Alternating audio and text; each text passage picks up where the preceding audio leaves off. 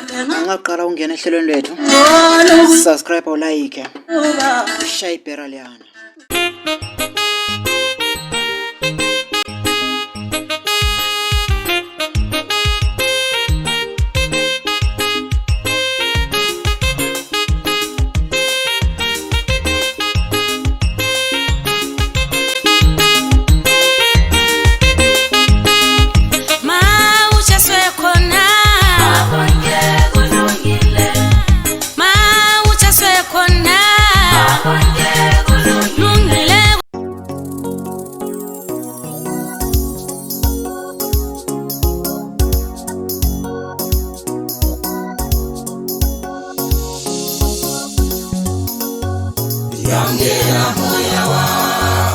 Yangela moya wami, yangela moya wami, unzima yangela Osho. Lesinye siphezulu lapha phakathi. Ngokutshengisa mbukeli leso sikhala esilapha nesithubhe edwaleni saphuma phezulu, so ngokutshengisa ukuthi isikhala sangwa sime kanjani. So ya ngisebhalweni kaNtunjambili njengamanje. Njengobona ke lesana isikhala ke esiphezulu esithuthela phezulu kwentaba. Angazi ukuthi intaba noma lidwala, kodwa into esala ilubhalo lona kaNtunjambili. Njengobona lude lusatshona le, lubuye futhi luyetshona le ngemva le. Yilo lubhalo kaNtunjambili kwabangalwaziyo noma bezwa ngalo kuyihistory ukuthi lubhalo kaNtunjambili yilo lolo olubonayo. Mana ngifike lapho lebhande lifubona ukubhalweni lapha, ngibese ngikutshengisayo la ukuthi ngelani ibhakani le ndaweni le. Abasagcina ungekho thina konke lapha, siyamangala nje. Ngilubhalo kaNtunjambili lo olubona ngemva kwami. Alright, yilo kubhalo kaNtunjambili lo la ngithi. So ibhani la ngikhona yileli abalifakayo, angazi ukuthi kuthiwani kompana ngizochibilika mbali. Yilo ubhalo kaNtunjambili lolu kwabangalwazi. Sehle ngikutshengisele ngikhatshana kwalo. Yilo ubhalo kaNtunjambili lolu, Ntunjambili Cave, yilo lwalolo. Lude ke ubhalo lolu ukuthi angazi how many meters. Luqalela lapha ngapha esihlahleni ubuye lalo uhambe kulubhalo kaNtunjambili lonke lona luthi luze lefika ngaphi lapha ugcina khona. So ngibonga kakhulu ngokuthi libukeke le video kuyona lindawo ebhalweni kaNtunjambili.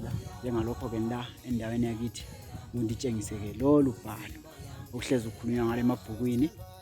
Ongalwazi namhlanje selwazi ukuthi ubhalo lwangikhona luphi kwendawo. Lusematopo, ungafika eNtunja emashop straight before Matopo mission. Ku right side mawusiya eMatopo mission, luphezulu khona le ku right side yakho, khangela from emashop yikho bona khona amashop akhona nankana phansi lembukeli. Alright, ngizokudonsela ngenye camera ke ubone ukuthi angaphi kwangikhona amashop angikhona ni esikhuluma ngawo ngobhalo kaNtunjambili ke. Lolu ke indawo yaseMatopo le engiyo engutshengisa yona ivideo ngiyo. Ngisuke for special landa lolu bhalo. Lezinye indawo eziphansi le ngathi esilobini yikho lapho engisuke khona for special eBulawayo landa lezi zinto endaweni nale. So ngiyabonga kakhulu. Hlala khona ubambile, usubscribe futhi. Ngizokutshengisa ezinye izinto ongazinanzeleli noma ongazazi endaweni zamasiko. Alright. Lolo abantu abahlezi bekhuluma ngalo emabhukwini, ngihlezi ukukhuluma ngalo zonke indawo. Yilo ke lolu bhalo engikhuluma ngilo manje endaweni yaseMatopo. Kulindawo le ngiyo indawo enhle, indawo futhi ethandwa ngabantu abelungu, ethandwa ngabantu vele nje kakhulu.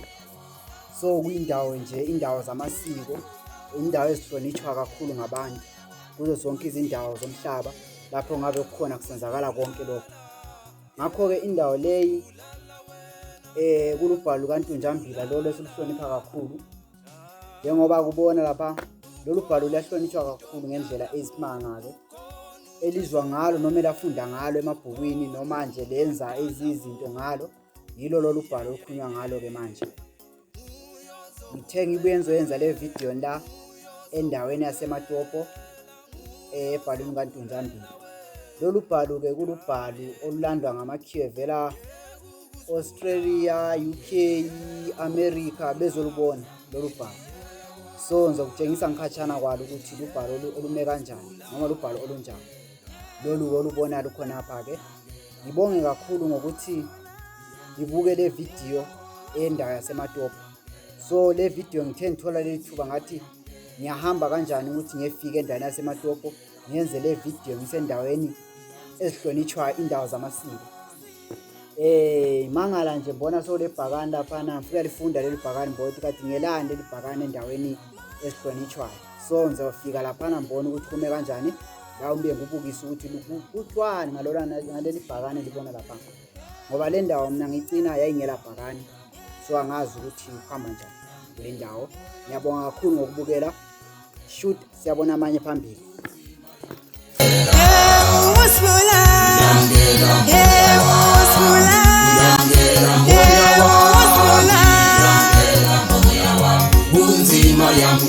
Phela sebusime, phela sebushongwe, moya wami, moya wami, unzima yangena, phesa nokusibula, phesa nokusibula, moya wami, unzima yangena, khona kusho, khona kusho, moya wami.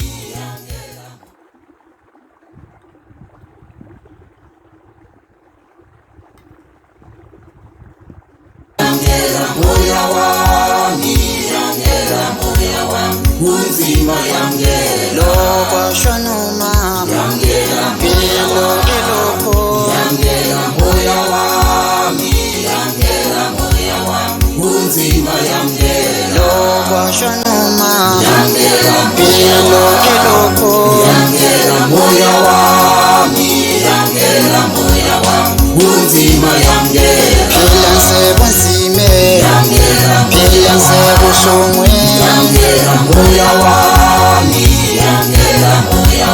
unzima yangena.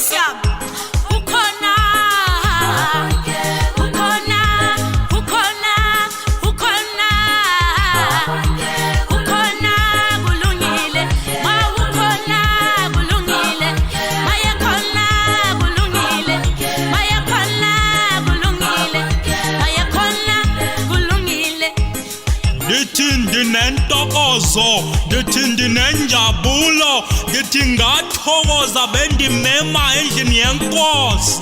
Ngingaba yini mawungekho Thixo, ngingaba yini islobi yes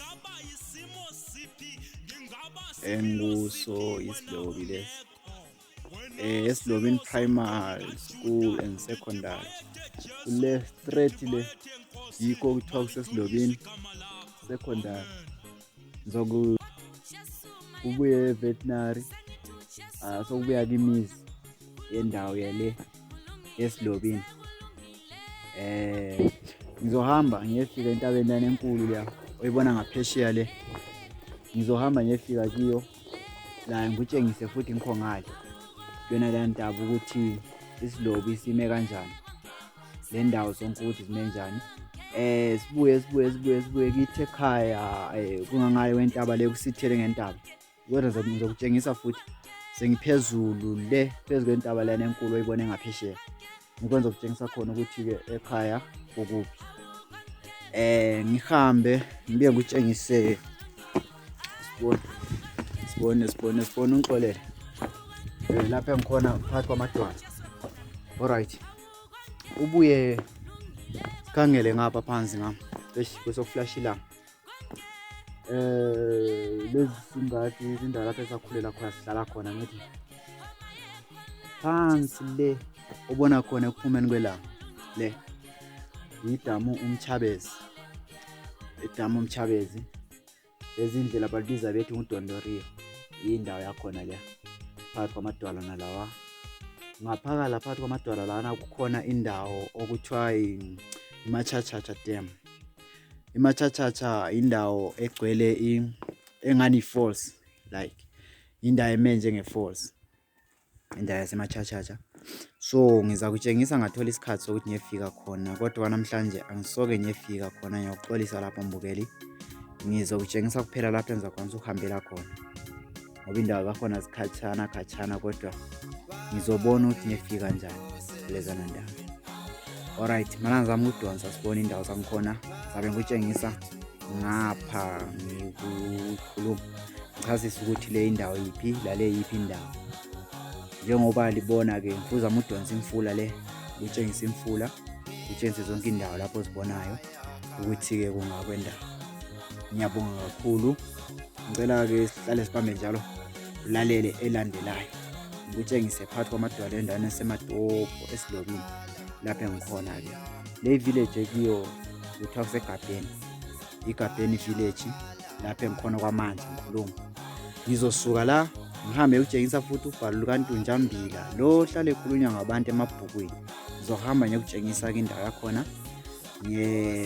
ngizakutshengisa ke ubhalo lwakhona, ngitshengise ke indawo yakhona ukuthi indawo enjani, ngoba abanye basitshela amanga bathi yona indawo yakhona thina siyayazi. So ngizahamba ngiyokutshengisa ke, benza ukutshengisa le njelele manje ukuthi injelele ikhashana nqani la, ngoba ngingathatha zibilo 90 kilometers ake ngikwanisa ukuyafika khona ana transport okwamanje lapha engikhona. Kodwa ngizozama ukuthi lapha engifike khona ubukise le video ibone indawo zonke. Sakubona namhlanje ngibingelela lapha ke endaweni yakithi eSilobi engikhulele khona, ngazalelwa khona, ngafunda khona ngithi. So le ntaba oyibonayo intaba okuthiwa kusedaka la, intaba leyo oyibonayo. Ngithe namhlanje ke ngisuke for special landele lezo ntaba ukuzoyitshengisa indawo zakithi eMatopo. Ngizoyehla kancane ngiyitshengisa lapho kudwetshwe khona phakathi kwamadwala ukuze libone ukuthi indawo yakithi inhle kanjani, indawo yaseMatopo. Ngiyabonga kakhulu ngokubukela le video. Ngicela usubscribe bese sihlangane kwamanye ama-video alandelayo.